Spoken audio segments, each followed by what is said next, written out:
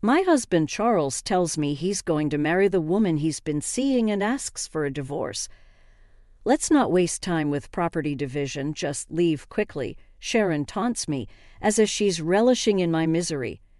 Donald, too, is infatuated with a woman he met at a bar. They don't want to live with me. I'll leave just as you wish, but before that, I'll give you a piece of my mind. My name is Joy Len, named with the hope of being blessed with much joy. Joy and Joy Len. I'm a 50-year-old woman whose life hasn't been as joyful as I'd hoped, but now my days are filled with happiness, so I can look back and laugh at the past.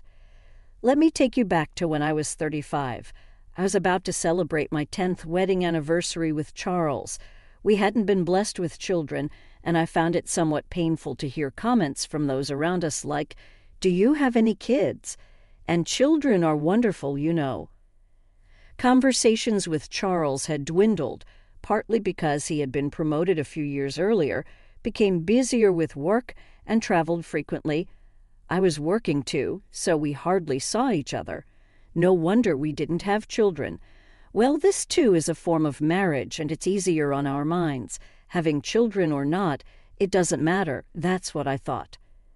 One day our family grew in a way we hadn't expected. It wasn't an angelic baby that arrived. Instead, it was parents-in-law that seemed like demons from hell. Apparently, right after we got married, the parents-in-law had been constantly telling Charles that they wanted to live with us. Charles weighed the hassle of living together against the hassle of continually refusing. As a result, he decided that living together would be less of a hassle. Surprisingly rational or not, hey, I didn't agree to live together. According to Charles, I'm hardly ever home, so it's fine. It might be fine for you, but still, as Charles said, it's fine. If the parents-in-law are good people, I had a hard time with these parents-in-law even before we started living together. They were the ones who persistently asked me, "When are you having kids?" Sharon would always say, "The more children you have, the better," every time we met. But you only gave birth to Charles, right? Living with such parents-in-law, it's a stomach-churning story. I wonder how living together will turn out. My expectations were quickly betrayed, not in a good way. It turned out even worse than I thought. Donald solemnly declared as we started living together, "We won't give you any pension or living expenses." Then Sharon continued with a smile, "Let's go with that arrangement." Wait, what kind of arrangement is that? Charles also said something like, "We both work, so we can manage without receiving living expenses." So Charles is one of them too. I had never been particularly dissatisfied with Charles until now. I didn't expect much from a husband. Even before we got married, I thought a husband who doesn't get angry easily and works hard was good enough. But now a wave of complaints that I never had before came rushing in. Moreover, as I lived with the parents-in-law for a while, I gradually understood the reason they wanted to live with us. Donald would often go out somewhere at night. I believed him when he said he was going out to drink with friends, but then I found a point card from what you'd call a nightclub at a business card with Nancy written on it in the laundry. There were various types of bars, but this was clearly a service industry that directly satisfies a man's desires. I see he likes Nancy. I can't believe he's still so energetic at his age, I thought. Of course, I meant it in a bad way. No wonder he can't give us living expenses. He's spending it on Nancy. It can't be helped. No way. On the other hand, Sharon gradually started to harass me. Moreover, she was cunning and intensified the harassment, so much so that even I didn't notice at first. At first, I thought she was being kind. I could have endured it if it had just been about the way I fold laundry or season my cooking. But there were times when Sharon called me by the name of Charles's ex-girlfriend. Every time Sharon would apologize, saying, "I remember her strongly because she was the first girlfriend Charles introduced me to. I didn't do it on purpose. I'm sorry." At first, I thought Sharon is old, so maybe such things happen. But as it continued, I realized something was off. Speaking of which, every time I took a shower, the bathroom was always dirty. I initially thought the mess in the bathroom was from Charles and the others who had gone in before, but no one complained about the bathroom being dirty, so without a doubt it must have been Sharon who was in before me. There were other instances, too, like when Sharon, mistakenly thinking everyone had already bathed on a snowy day, unplugged the bathtub, leaving me to shower in the freezing cold. She also once took my favorite necklace from the closet without asking, and then lost it. Each time Sharon would say, "I didn't do it on purpose. I just wasn't thinking, I'm sorry." While it's possible to accidentally shower or call someone by the wrong name, taking jewelry without permission is not something that can be brushed off as a mere oversight. I began to suspect that maybe this was all intentional harassment aimed at me. When I saw Sharon angrily sitting at the dining table saying, "My dinner is late because Joy Len came home late," I finally realized it was indeed harassment, albeit subtle. Come to think of it, Sharon hasn't done any housework since she came to her home. She throws her socks inside out into the laundry and tosses bottles into the trash without removing the labels, adding minor inconveniences every time. She complains if meals are late and if the sheets are messy, and sometimes she even throws things. I finally understood our home was indeed graced by the arrival of a baby. 2 of them, in fact, both big and delightfully stubborn. Exhausted from my job as a caregiver, all I wanted was to quickly escape this situation and go to bed. So I kept silently tolerating Sharon's behavior. I didn't have the energy to argue with anyone. When I returned home, I wanted to rest as quickly as possible, even if it was just for a moment. While I was exhausted and didn't notice at first, it seemed that Sharon knew about Donald's night outings. When an actress appeared on TV, Sharon persistently asked Donald, "Donald, don't you like girls like her?" "You do, don't you?"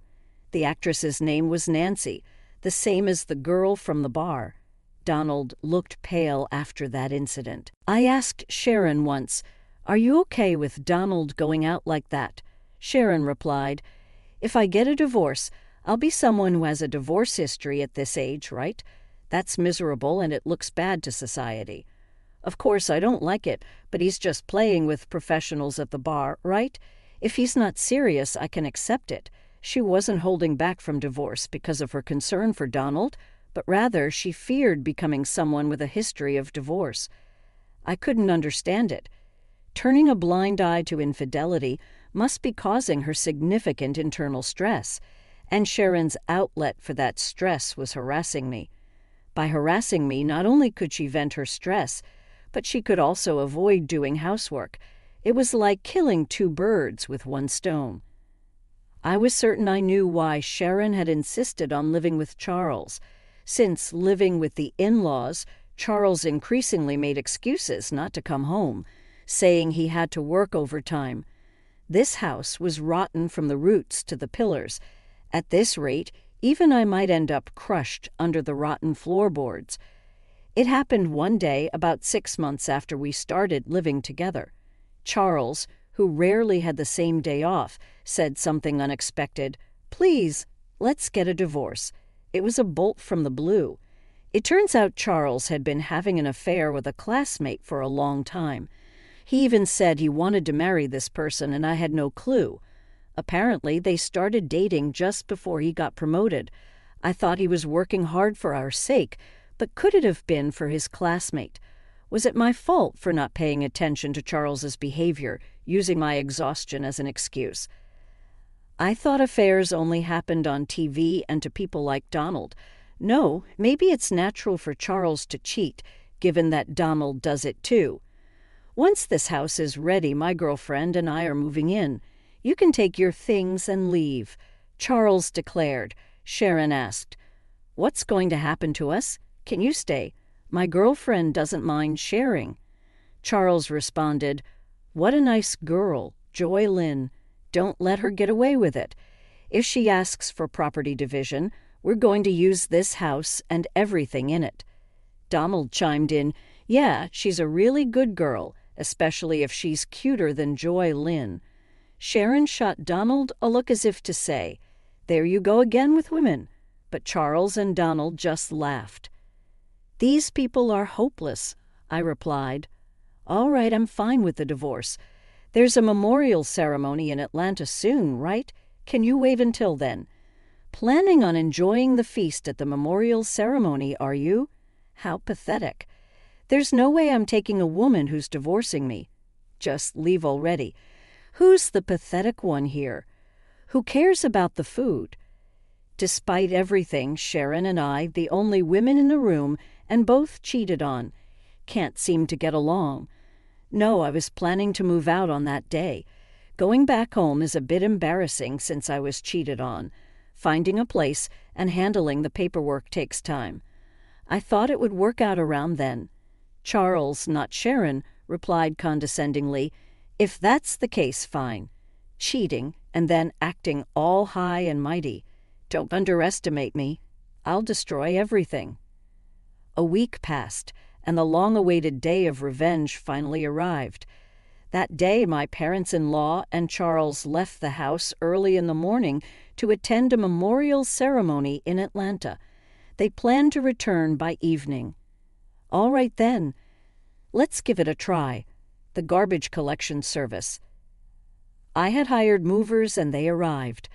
I had them load all the furniture in the house into the truck, the sofa, the microwave, Charles, and the parents-in-law's bed, and Sharon's clothes that had accumulated since moving in, Charles' favorite new vacuum cleaner, even the refrigerator and its contents, all of it gone. Minimalism is wonderful. With each item thrown away, it felt like my troubles were disappearing. Next, the movers came to transport my important belongings to my new place. By evening, the house was empty. The front door made a sound. It seemed Charles and the others had returned.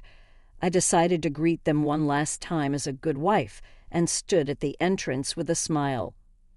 "What? You're still here?" Charles frowned openly. So did my parents-in-law. "Oh, that's harsh.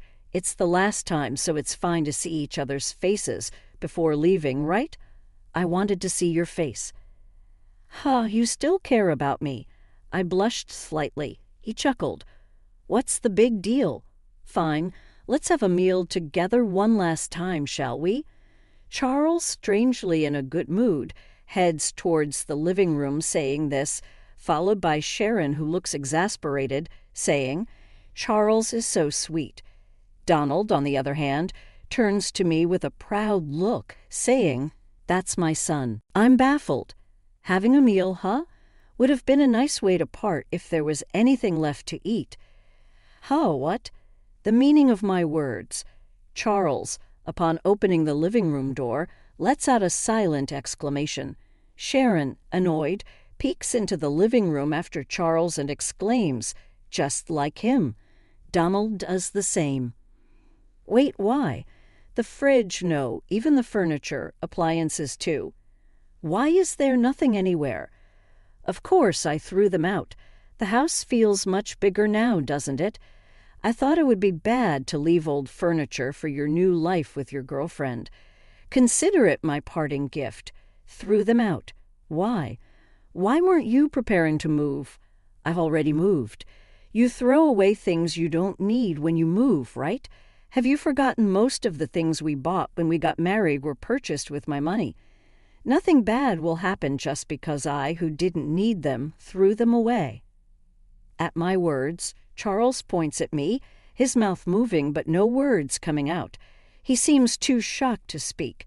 With this, I'll forego any division of property. Well, there's hardly anything to divide anyway.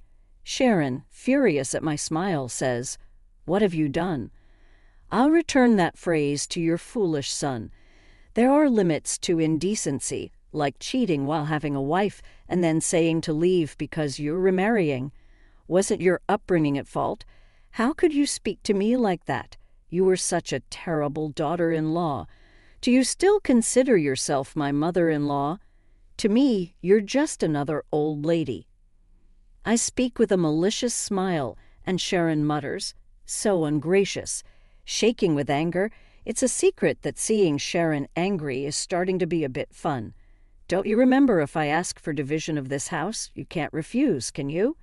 Without the house, where would you two strangers live? You sold your family home, right? Yes, the parents-in-law had sold their house when they moved in with us. We won't need it anymore, they had said, so this house was absolutely necessary for them.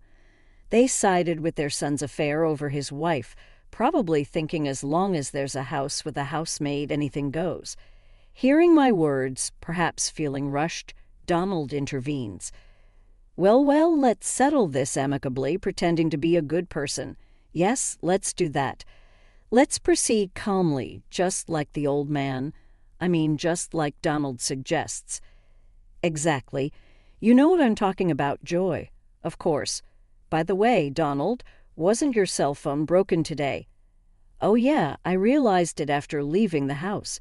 It wouldn't turn on. If charging doesn't work, I guess I'll have to consult the store. There's no need for that. Your cell phone is right here. Saying that, I pulled Donald's cell phone from my pocket. Huh? 2 identical phones. What's going on? Donald is puzzled. I switched the phones just before you left today. The one I have is the real one, and the one you had is a used one I bought and removed the battery so it won't turn on. Since you aren't tech-savvy, I thought you'd just give up easily, thinking it's broken or out of battery. It seems like a huge success. Smiling, I get asked by Donald, "Why would you do that?" Why? Well, I have no clue. Speaking of which, you received an email today from your beloved Nancy, saying she had a good time the other day. You email each other daily, right? I'm so jealous of your close friendship. Donald gasps while Sharon glares at him. So, Donald, you were out with Nancy the other day. Woohoo, more loyalty than with Sharon. But you should put a lock on your phone. If you're cheating, you'll get caught easily. Stop it. Joy Lynn. Sharon protests. But I thought cheating is wrong. Charles cheated on me, and it hurt. I know exactly how Sharon feels, so I did something nice. At the end, I texted Nancy, "I'm bored. Let's break up." She was furious. I was dealing with this old man because he conveniently gives me money. Good thing you broke up safely. Oh, by the way, this is Nancy, Sharon, your enemy. Take a good look. Saying that, I showed everyone a photo of Nancy and Donald as I returned the phone. That's when it happened. Charles showed a stern expression no one had seen before. Why? My girlfriend is what? Everyone but Charles gasped. What's going on, Charles? What are you to Nancy? No, that's my lying dad. Why are you taking pictures with Nancy? Because I'm her boyfriend, obviously. No, Nancy is my girlfriend. Isn't your girlfriend your classmate? We just met at a bar and started hanging out. Who would have thought that father and son were dating the same person? This development was also surprising for me. Ignoring Sharon and me, who were in shock, the men started a pointless argument about who was more suitable to be Nancy's boyfriend, which eventually escalated into a full-blown brawl, pulling each other's hair. The brawl ended when Charles pulled out a significant amount of Donald's precious thinning hair, after a glance at the soulless face of Donald. I loudly declared, "Well, I'm off to my new place. Thank you for everything. I'll be claiming compensation for the affair next time." Bye. I had said there would be no property division, but I didn't mean compensation. Sharon realized that this was a serious affair, and swinging the bag she was holding, began furiously beating Donald in a rage. Donald stood there, head hung low, as if he had been burned out completely, unable to process everything happening all at once. Watching this living hell unfold beside me, I couldn't stop smiling as I hopped on my beloved scooter and left the scene. Although it's a far stretch in my mind, I felt like Tom Cruise in Top Gun. Oh, it's been a while since I've ridden down such a refreshing night road. This is the best. Later on, when I proposed divorce, including the alimony, Charles said, "Please wait on the divorce. It seems that Sharon is also considering divorce, and there is a possibility that everyone might lose their homes or their circumstances might change. So he wants to save as much money as possible. He said things like, "Don't you think it's pitiful for us who once lived together to face such a difficult situation? And we need money now."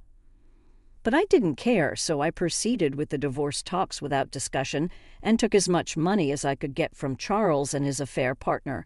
When claiming the alimony, I felt a bit like an outlaw, but I hadn't done anything wrong.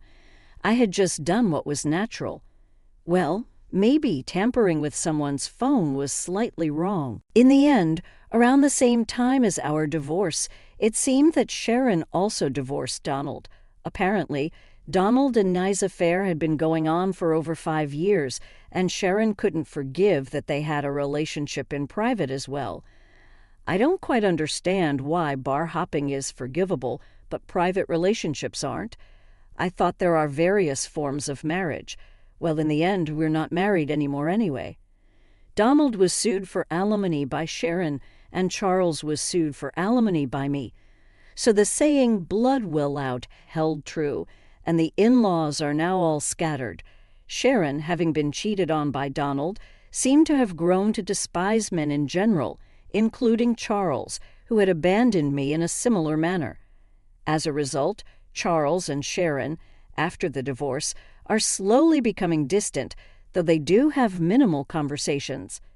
Donald, jobless, turned to Charles for help, but was rejected, as Charles himself was barely scraping by. Charles is juggling multiple jobs, while Sharon, who had been a housewife since her early marriage, is experiencing work for the first time with a part-time job. Donald became a part-time worker living in a cheap hotel. Charles, eager to marry Nancy, learned that she wasn't interested. Nancy saw both Charles and Donald as mere extensions of her bar work, as convenient sources of money. It turned out that Nancy had other men besides Charles in the same capacity. Charles, having been classmates with her, mistook her for being serious and believed she was his destiny. But in reality, it was a foolish and trivial story. In the end, both men were deemed unnecessary by Nancy, even as convenient sources of money, and were discarded. From my perspective, I thought, since I'm leaving, might as well destroy everything in the process, just as I aimed. I'm very satisfied, having witnessed the spectacular collapse of a family. No one in that family valued each other, only caring about themselves. So the outcome was, in a way, inevitable. Essentially, they were a family in name only, lacking any compassion. Now I think it was good that I got away from that household. On the other hand, while I still come home exhausted from work every day, living alone has freed up my time, as I no longer need to allocate it for someone else. I have more freedom than when I was married. Back when I was married, I hardly had time to meet my college friends. But now I can travel with them on my days off and even have time for my hobbies.